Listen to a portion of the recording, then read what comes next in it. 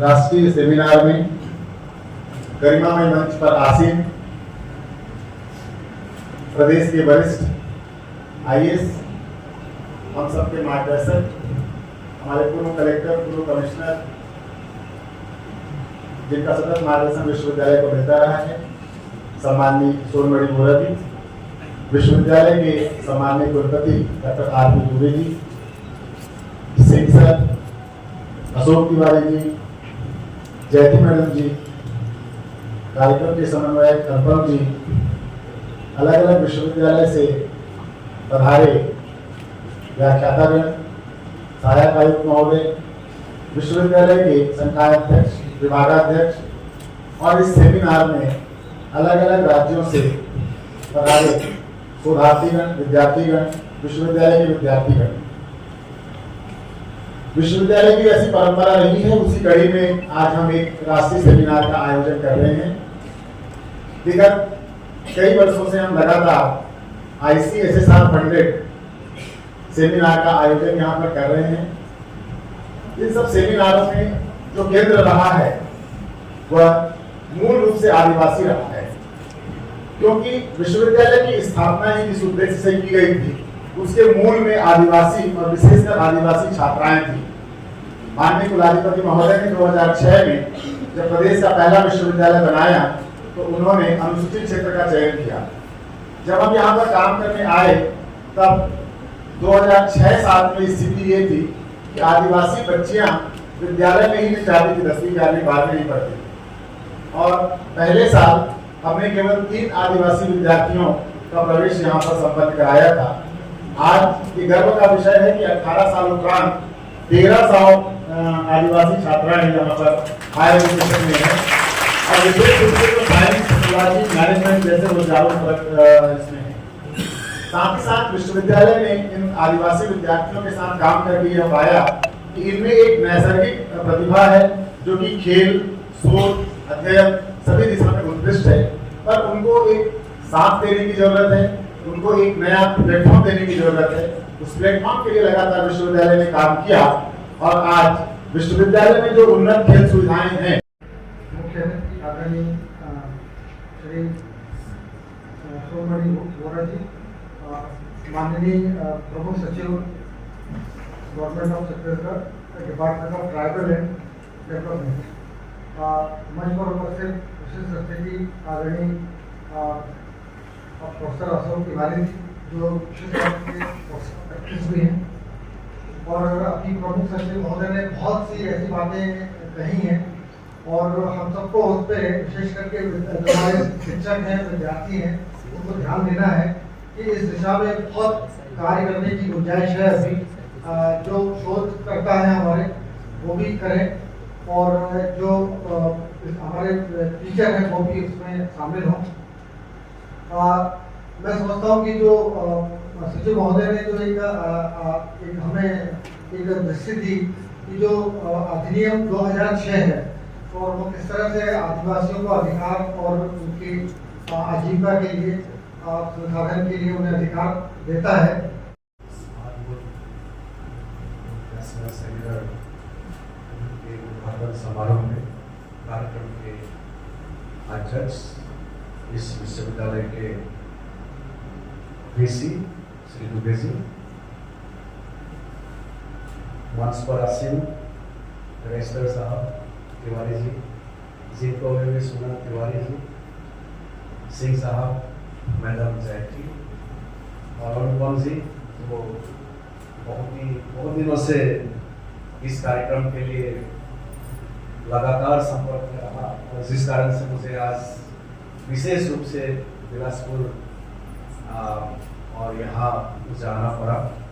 अनुपम जी, उनके पूरे टीम यहाँ उपस्थित, मेरे विभाग के असिस्टेंट कमिश्नर जयसवाल जी, सोनी जी जो बस्तर से आए हैं, सभी यहाँ के प्राध्यापकगण, देश से आई थिंक 8-9 राज्यों से आए हुए सभी शोधकर्ता, प्राध्यापकगण, जिनका इस नेशनल सेमिनार में प्रस्तुतिकरण होंगे। मैं अभी देख रहा था कि काफ़ी बड़ी संख्या में लोग पार्टिसिपेट कर रहे हैं और जो विषय वस्तु भी है बहुत ही रोचक है। कुछ पेपर्स में खुद भी पढ़ना चाहूँगा। मैं अनुपम जी और तिवारी जी को भी बोलूँगा कि उस पेपर में टिक मार्क करके भेजेंगे, जरूर मैं भी पढ़ना चाहूँगा। और यहाँ उपस्थित विश्वविद्यालय के सभी स्टूडेंट का ऑफर ज़्यादा समय नहीं लूँगा क्योंकि आज मेरी पहुँचने में भी विलम्ब हुआ है और अभी दो और अतिथि, विशेष अतिथि दिल्ली से वो भी पधारने वाले हैं। मुझे लगता है कि सभी मिल के यहाँ पे अच्छे से ब्रेनस्टॉर्मिंग होंगे, बहुत सारे आयामों के बारे में यहाँ पे डिस्कशन होंगे, यही मैं मानता हूँ।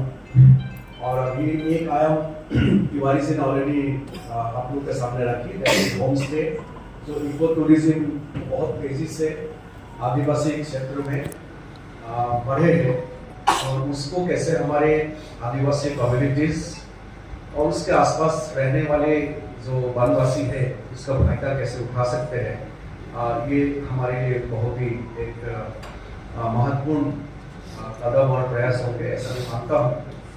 आज का जो विषय है, इस विषय में सभी के मन में बहुत अलग अलग प्रतिक्रिया होती है।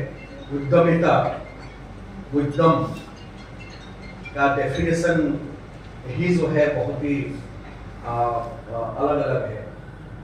हर देश में, हमारे भारतवर्ष भी इसका व्यतिक्रम नहीं है। ये कल्चर से जुड़ा हुआ एक अवधारणा हम मानते हैं। हम भारतवर्ष में ही कहते हैं कि अमुक कम्युनिटी का उद्यमिता अधिक है, अमुक कम्युनिटी का थोड़ा कम है। और घर में भी आप देखेंगे अपने परिवार के ही सदस्यों में किसी का उद्यमिता बहुत ज्यादा होते हैं और कुछ का कम होते हैं। और उसको और बेस्ट प्रैक्टिस के रूप में यदि मैं उदाहरण तो आपका यूनिवर्सिटी को ले लीजिए। मैं इतने साल से आ रहा हूँ, लेकिन जो ऊर्जा और एंथुसियाज्म है वो मैंने कभी कमी नहीं देखा। एक बार जोरदार ताली खुद के लिए बनता है। बहुत सारे प्रोग्राम में मैं यहाँ आते रहा हूँ और मुझे बहुत ही खुशी होता है जब एक टीम वर्क भावना से आप लोग यहाँ काम करते हैं। मैं बहुत यूनिवर्सिटी और अन्य जगहों में जाने का अवसर प्राप्त होता है, लेकिन जिस प्रकार के ऊर्जा उद्यमिता मैं यहाँ देखता हूँ, और अभी आपने बताया भी रजिस्ट्रार साहब ने कि पेटेंट के मामले में भी देखिए बहुत आगे है, क्योंकि हम पूरे देश भर की बात करें या अपने राज्य के ही अन्य विश्वविद्यालय की बात करें तो उद्यमिता जो है यहाँ पे मुझे दिखाई देता है। और बहुत तेजी से यूनिवर्सिटी ने जो विकास किया है वो भी उद्यमिता का फल है।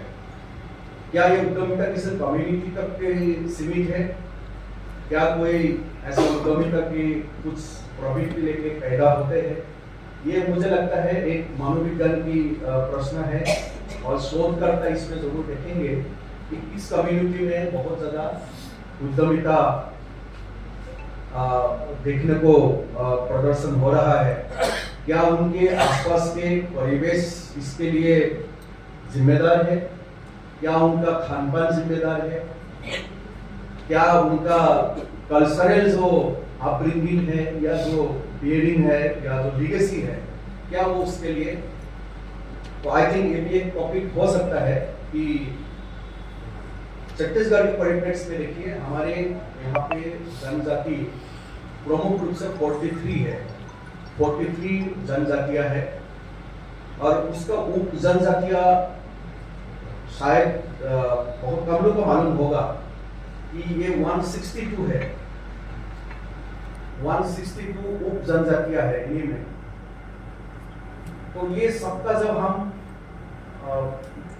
उनका परिस्थिति का अध्ययन करते हैं, उनका सामाजिक अध्ययन जब करते हैं, उसमें उनका रहन सहन, खान पान, उनका अपब्रिंगिंग, उनका कल्चरल हेरिटेज, उनका विश्वास, आस्था, उसमें बहुत सारे कहीं भिन्नता मिलता है और कहीं कहीं उनका समानता भी मिलती है। और उसी के आधार पे हमारे जो ट्राइबल रिसर्च इंस्टीट्यूट है, हमारे जो शोधकर्ता है,